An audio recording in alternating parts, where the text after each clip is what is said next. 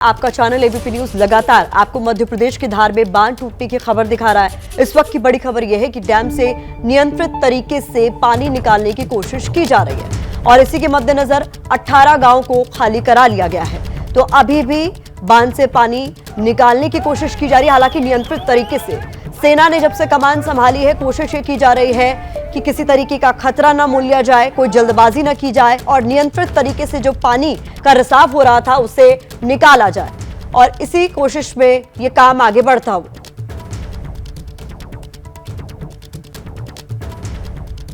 बांध पे अब तक 100 करोड़ रुपए खर्च किए जा चुके हैं और आलम यह है कि बांध पहली बारिश में ही एक तरफ से ढहने को तैयार बैठा है। बहुत सारी तकनीकी गड़बड़ियां हैं। प्रशासन अभी इस पूरे मामले में बोलने को तैयार नहीं है। उसका कहना है कि पहली कोशिश हमारी यही है कि किसी तरीके से इस पानी को निकाला जाए, जिससे चलते जो लोगों पर जिंदगी पर संकट आ गया है उससे निपटा जाए। उसके बाद जांच होगी और फिर देखा जाएगा कि आखिर ये गड़बड़ी कहाँ रही। मगर जानकार बताते हैं कि जिस तरीके से यहाँ पे भराव होना था तालाब का, वो भराव प्रॉपर नहीं हुआ। जो काली मिट्टी जो आगे तरफ लगानी थी वो नहीं लगाई, वहां लाल मिट्टी लगाई गई, जिसके चलते पूरा थोड़ी सी बारिश में ही पूरा एक तरफ का तेजी से कटा हुआ और ये मिट्टी का बांध जो एक तरफ से बना हुआ था उस पर संकट आ गया। और बड़ी बात यही कि कैसे इतना बड़ा तकनीकी चूक की गई, क्या लोगों ने इस पर ध्यान नहीं दिया, क्या तकनीकी एक्सपर्ट ने इसको देखा नहीं, आंख बंद कर लिया। क्योंकि इतना बड़ा जब बांध यहाँ बन रहा था तो उसमें फिर कई तरीके से निगरानी होनी थी, मगर हुआ वही कोरोना काल की जो ढील आई, उस ढील में किसी ने इस पर ध्यान नहीं दिया और पहली बारिश में ही ये बांध टूटने की कगार पर हो गया है। अब बड़ा सवाल ये है कि आखिर इस लापरवाही का गुनहगार कौन है, आखिर इस लापरवाही का जिम्मेदार कौन है। निश्चित ही इसकी एक बड़ी जांच कर साबित किया जाना चाहिए कि किसकी चूक है, सरकार का क्यों इतना पैसा मिट्टी की तरह पानी में बहा। और अब उसके बाद कोशिश की जा रही है कि किसी तरह लोगों की जिंदगी बचाई जाए।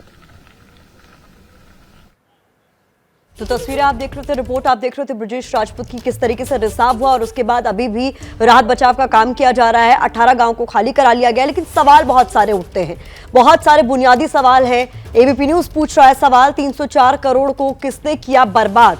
जिस तरीके से डैम का एक बड़ा हिस्सा भरभरा कर गिर गया, उसके बाद कई महत्वपूर्ण सवाल उठते हैं। किसकी गलती से खतरे में हजारों लोगों की जिंदगी को डाला गया, गलती आखिरकार किसकी, ये भी एक बड़ा सवाल है जो एबीपी न्यूज पूछ रहा है। क्या भ्रष्टाचार की वजह से बांध में रिसाव हुआ और एक बड़ा हिस्सा भरभरा कर गिर गया?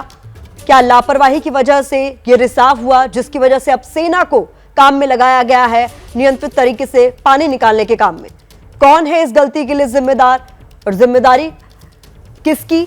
ये बहुत बड़ा सवाल है जिसका जवाब मिलना अभी बाकी है। तो धार में जिस तरीके से कारम नदी पर बने डैम में रिसाव हुआ, उसका बड़ा हिस्सा भरभरा कर गिर गया, उसके बाद कई सारे महत्वपूर्ण सवाल जो चैनल आपका पूछ रहा है। जैसे ही घड़ी का काटा दोपहर 2:30 पे आए, बबीता जी का दिल सास बहू साजिश के लिए मचल जाए। और ये है इनकी बहू, पूरे दिन ऑफिस की टेंशन हो जाए गॉन जब ये करें अपना फेवरेट शो फ्री टाइम पे ऑन।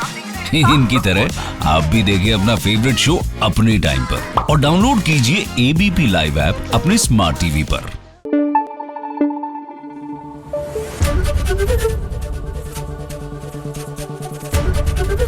एबीपी न्यूज आपको रखे आगे।